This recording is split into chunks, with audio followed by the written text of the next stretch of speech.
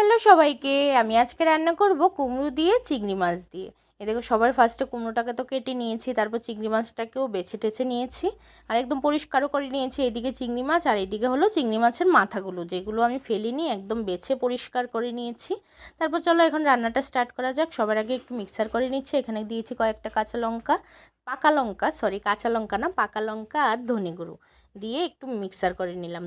আমি চিংড়ি মাছটাকে লাল লাল করে ভেজে নেব। আর অবশ্যই চিংড়ি মাছটাকে বেশি করে ভাজবো না, চিংড়ি মাছ বেশি ভাজলে শক্ত হয়ে যায়, এটা আমরা সবাই জানি। তো অল্পই ভাজবো। এই যে চিংড়ি মাছটা দিয়ে দিলাম, এখন লবণ হলুদ দিয়ে একটু হালকা ভেজে নেব। একেবারে কাঁচা মাছটা দিলে তো সেন্টও থাকে না, ভালোও লাগে না খেতে। তো হালকা একটু ভেজে নেব। এই যে লবণ হলুদ দিয়ে দিয়েছি, এখন নেড়ে চেড়ে হালকা একটু ভেজে উঠিয়ে নেব। তারপরও চিংড়ি মাছটা এই যে দেখো এখন ভাজা হয়ে গেছে, লাল লাল হয়ে গেছে, কালারটা দারুণ এসেছে। তো এখন চিংড়ি মাছটা উঠিয়ে নিয়ে তারপর এই যে এই তেলটার মধ্যেই আমি চিংড়ি মাছের মাথাগুলো দিয়ে দেবো। মাথাটা শুধু লবণও দেবো না, হলুদও দেবো না, শুধু তেলের মধ্যে একটু ভাজা ভাজা করে নেব। নিয়ে তারপর কুমড়োটা বসাবো। এই যে দেখো এখন এই তেলটার মধ্যে একটু তেল আছে করার দিয়ে এই তেলটার মধ্যেই দিয়ে দিলাম এই যে চিংড়ির মাথাগুলো ফেলবো না, আমরা অনেকেই চিংড়ি মাথাগুলো ফেলে দিই, তো না, চিংড়ি মাথাগুলো দিয়েও অনেক সুন্দর সুন্দর রান্না হয়।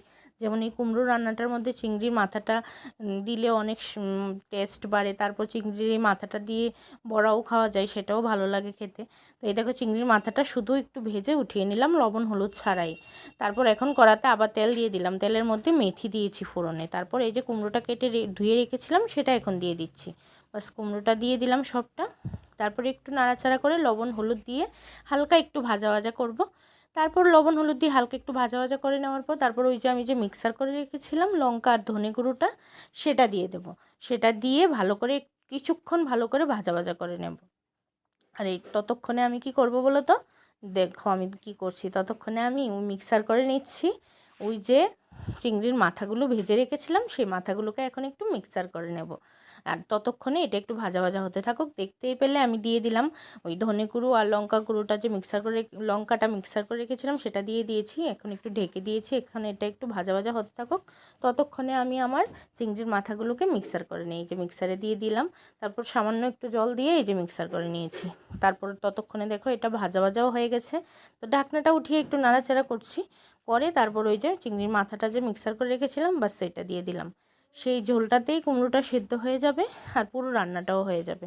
তো এখন তো কালারটা এরকম দেখছো, কিছুক্ষণ পর দেখবে কালারটা কি সুন্দর আসে। তারপর যেহেতু কুমড়ো রান্না একটু তো চিনি দিতেই হবে, তো একটু চিনি দিয়ে দিলাম। লবণ আর চিনিটা তোমরা তোমাদের টেস্ট অনুসারে দেবে, টেস্ট করে নেবে, করে নিয়ে তোমাদের টেস্ট অনুসারে লবণ চিনিটা দেবে। তো আমি আমার টেস্ট অনুসারে লবণ চিনি দিয়ে দিয়েছি। তারপর দেখো ঝোলটাও ফুটে গেছে, প্রায় রান্নাটা হয়ে এসেছে। এই পর্যায়ে দেখো কালারটা দেখো কি দারুণ এসেছে। চিংড়ি মাছটা ভাজার পর যেরকম একটা কালার এসেছিলো ঠিক সেরকম এসেছে কালারটা, কি সুন্দর এসেছে। আমি কিন্তু এখানে কোনো রকম গুঁড়ো লঙ্কা পাউডার ইউজ করিনি, পুরোটাই ওই পাকা লঙ্কাতেই রান্না হচ্ছে। আর সুন্দর মতো কষিয়ে রান্নাটা করলে ওই যে চিংড়ি মাছ ভাজার পর যে এরকম একটা কালার আসে ঠিক সেরকম কালার চলে আসে। তো এই পর্যায়ে দেখো আমি চিংড়ি মাছটাও অ্যাড করে দিলাম। তারপর এখন একটু বেশি ঝোল ছিল, তো সেই ঝোলটাকেও শুকিয়ে নিয়েছি, গ্যাসের স্টিমটাকে একদম হাই করে দিয়েছিলাম। তো ঝোলটা শুকিয়ে গেছে, এখন আমি আমার রান্না কমপ্লিট হয়ে গেছে। আর কুমড়োটা দেখো পুরো গোটা গোটা আছে, একটা কুমড়োও ভেঙে যায়নি। তো খুবই সুন্দর হয়েছিল রান্নাটা, দেখো কাছ থেকে তোমাদের একবার দেখাচ্ছি, যেমন টেস্টি হয়েছিল এবং দেখতেও সুন্দর হয়েছিল। আর তোমরা যারা কুমড়ো পছন্দ করো না অবশ্যই একবার এইভাবে ট্রাই করে দেখবে, ভীষণ ভালো লাগবে। আর কারা কারা এরকমভাবে খেয়েছো অবশ্যই আমাকে কমেন্ট করে জানাবে। টাটা।